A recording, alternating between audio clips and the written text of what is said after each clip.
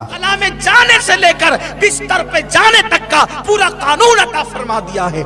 कोई सीरियल वाला हमें क्या सिखा सकता है? हमारे नबी ने हमें सब सिखाया। हुजूर ने तो हमें यह भी सिखा दिया है कि अगर खाने के बाद तुम्हारे दांतों में गोश्त फंस जाए तो खिलाल कैसे करना चाहिए, मेरे नबी ने ये तक सिखा दिया है। कोई इतनी बारीकी सिखाने वाला? हुजूर फरमाते हैं पूरा कानून अता फरमा दिया है। कोई सीरियल वाला हमें क्या सिखा सकता है? हमारे नबी ने हमें सब सिखाया। हुजूर ने तो हमें यह भी सिखा दिया है कि अगर खाने के बाद तुम्हारे दांतों में गोश्त फंस जाए तो खिलाल कैसे करना चाहिए, मेरे नबी ने ये तक सिखा दिया है। कोई इतनी बारीकी सिखाने वाला? हुजूर फरमाते हैं लोग खिलाल लेकर के मुंह खोल करके ऐसी शुरू पड़ जाते हैं, लेकिन अल्लाह के हबीब सल्लल्लाहु अलैहि वसल्लम ने ये सुन्नत बताई, अगर तुम्हारे पास कोई बैठा हो और तुम्हें खिलाल करने की हाजत हो तो तुम अपना हाथ अपने मुंह पे रखो और उसके बाद खिलाल करो, ताकि तुम्हारे इस अमल से किसी को घिन ना आए। हुजूर अलैहिस्सलाम ने तो खजूर खाने का तरीका तक बता दिया है कि जब तुम खजूर खाओ तो मुंह की गुठलियां निकालकर बर्तन में मत रखो बल्कि बाहर रखो, और पहले तो खजूर ऐसे खाओ कि मुंह से गुठली निकालने की जरूरत ही पेश ना आए। जब तुम खजूर खाओ तो पहले खजूर को खोल लो, उसकी गुठली निकाल लो, गुठली निकाल के बाहर कर दो और फिर खजूर को मुंह में डालो। जिस नबी ने खजूर खाने का तरीका तक बता दिया, जिस नबी ने खिलाल करने का तरीका तक बता दिया, हद तो ये है बैतुल खला में जाकर के किस तरह बैठना चाहिए, किस पैर पे ज्यादा जोर देना चाहिए, मेरे नबी ने ये तक बता दिया। हुजूर फरमाते हैं जब तुम बैतुल खला में बैठो तो उल्टे पैर पे जोर देकर अपना वजन डाल करके बैठा करो, उससे तुम्हें इजाबत के अंदर आसानी होगी। बताइए है किसी की तालीमात ये? फिर हम क्यों सीरियल के मोहताज हैं, हम क्यों फिल्मों के मोहताज हैं? वल्लाह कभी हम मोहताज नहीं हो सकते। मेरे आका सल्लल्लाहु अलैहि वसल्लम के प्यारे दीवानों, तो अर्ज ये करने चला था कि आज तो सीरियलों के अंदाज में रिश्ते भी ढूंढे जाते हैं और रिश्ते तय किए जाते हैं। खबरदार खबरदार, ये सीरियल तुम्हें तबाह करने के लिए बने हैं, तुम्हें आबाद करने के लिए नहीं बल्कि तुम्हें बर्बाद करने के लिए बने हैं मेरे आका सल्लल्लाहु अलैहि वसल्लम के प्यारे दीवानों। इसलिए सुन्नत के मुताबिक रिश्ते ढूंढो, सुन्नत के मुताबिक रिश्ते तलाश करो, सीरियल के मुताबिक रिश्ते तलाश मत करो। बल्कि अब तो वो नौजवान लड़के और लड़कियां गोया के घर वालों पे एहसान करते हैं जो अपने माँ बाप को कहते हैं कि तुम ढूंढो हम पसंद कर लेंगे।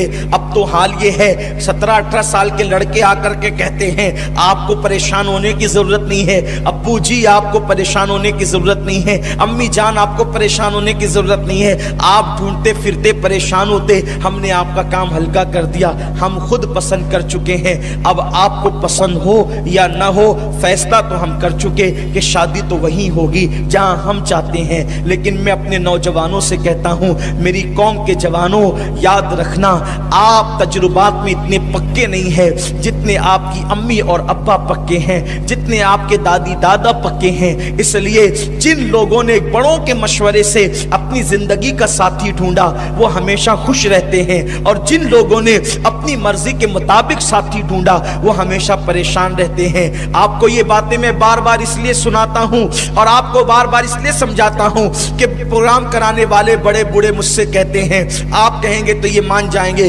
और खुद लोग मेरे पास भी आकर के कहते हैं। अभी शायद कल ही की या परसों की बात है कि एक सफर में मैं हाफिज साहब के साथ था, एक साहब का तस्करा निकला कि बीवी बहुत परेशान कर रही है, बहुत सता रही है, ऐसी कि यहाँ से ले जाती है उधर, उधर से ले जाती इधर। मैंने कहा कि आखिर टेंशन क्या है? तो हाफिज साहब ने कहा हज़रत असल में पसंद की शादी हुई तो पहले से सर पे चढ़ा के रखा, शादी से पहले सर पे चढ़ा के रखा, तब शादी के बाद वो सर से उतरने वाली कैसी है, कैफियत ये है। तो याद रखना ये हंसने की बात नहीं है, ये तल्ख तजर्बात है लोगों के। खुद तजुर्बा करने की बजाय लोगों के तजुर्बे से फायदा उठाओ। अगर तुमने लोगों के तजुर्बे से अपने आप को आगाह नहीं किया تو तुम लोगों से अगर इबरत हासिल नहीं करते तो तुम लोगों के लिए इबरत बन जाओगे। तो याद रखना, ये पसंद की शादियां ऐसी तबाही की मचाई हुई है।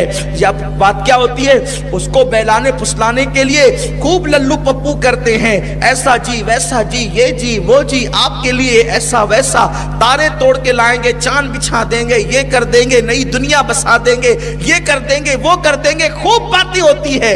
अब जब वो सर पे चढ़ गई या वो सर पे चढ़ गया तो अब शादी अगर हो भी गई तो निभा बड़ा मुश्किल होता है। इसलिए कि कुरान कहता है अर्रिजालु कव्वामुना अलन निसा, कि मर्द औरतों पे हाकिम है। जब उसको पहले से जी जी हुजूरी की आदत पड़ गई तो फिर वो अब शादी के बाद आपकी सुनने वाली कब है। मेरे आका सल्लल्लाहु अलैहि वसल्लम के प्यारे दीवानों, ये बात भी याद रखें, अल्लाह के रसूल सल्लल्लाहु अलैहि वसल्लम फरमाते हैं बीवी के साथ उसमें सुलूक करो, लेकिन जो अपनी बीवी का गुलाम बन जाए, अल्लाह उसके रसूल ने उस पे लानत फरमाई है। जोरू का गुलाम बनना भी जायज नहीं है और बीवी पे जुल्म करना भी जायज नहीं है। इस्लाम मजहबे एतदाल है। तो ढूंढने में जो आपकी चॉइस है उसमें आप थोड़ा सा नीचे आए, जमीनी हकायक की तरफ आए, अपनी जिंदगी की तरफ आए, जिंदगी के लिए कौन मुफीद हो सकता है इसकी तरफ आए, जिंदगी के लिए कौन मुजीर हो सकता है उससे बचने की कोशिश करें। सिर्फ सफेद रंग ये क्या है। और बात आपको बताऊं, कोई रंग अच्छा नहीं होता, कोई रंग बुरा नहीं होता। सबसे खास बात, कोई रंग अच्छा नहीं होता और कोई रंग बुरा नहीं होता। सब रंग अल्लाह के, सब रंग अल्लाह ने बनाए। एक दिन हारून रशीद के दरबार में 2 कनीज़ें लाई गई,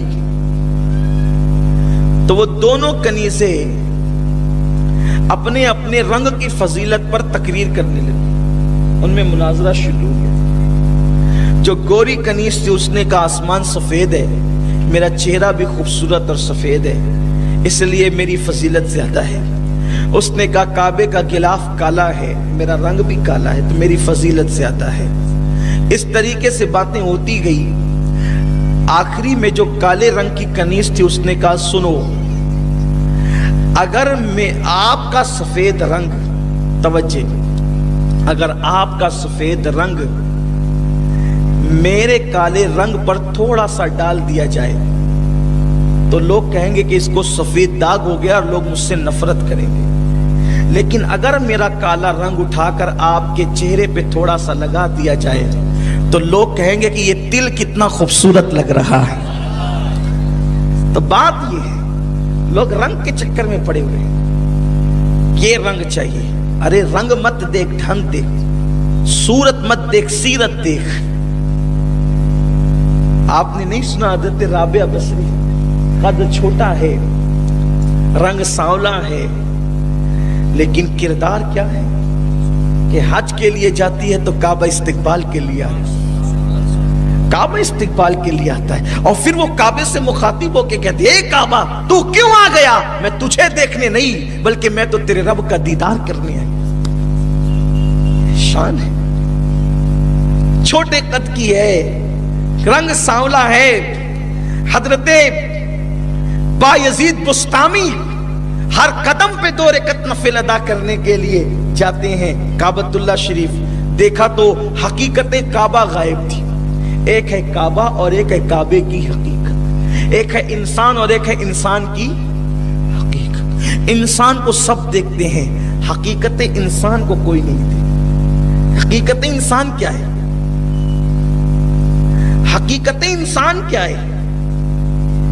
कभी आपने देखा यही इंसान है जिसको आपने कुर्सी पे बिठा रखा है, बोल रहा है। एक वक्त आएगा कि ये बोलेगा नहीं, एक वक्त आएगा ये देखेगा नहीं, एक वक्त आएगा ये हाथ की हरकत नहीं करेगा, एक वक्त आएगा ये पढ़ेगा नहीं। आप क्या करेंगे? अब फिर कुर्सी पे बिठाएंगे नहीं। आप क्या करेंगे? फिर महफिल में बुलाएंगे। आप क्या करेंगे? फिर तकरीर के लिए उठाएंगे नहीं। जिस दिन ये बोलना बंद कर देगा, जनाजे में रख के शहर खामोशा ले जाएंगे। अरे आंखें हैं, नाक है, कान है, जबान है, हाथ है, कुछ भी तो खत्म नहीं हुआ। कल तक महफिल की जीनत था, आज खबरस्तान क्यों ले जा रहे हो? क्या खत्म हो गया? बस सब तो है, सर से लेकर पैर तक सारे आज़ा मौजूद है। जब कुछ गया नहीं तो इसको कब्रिस्तान क्यों ले जा रहे हो? तो लोग कहेंगे आदमी तो है, हकीकत आदमियत चली गई। तो वो क्या है? उसी को रूह कहते हैं।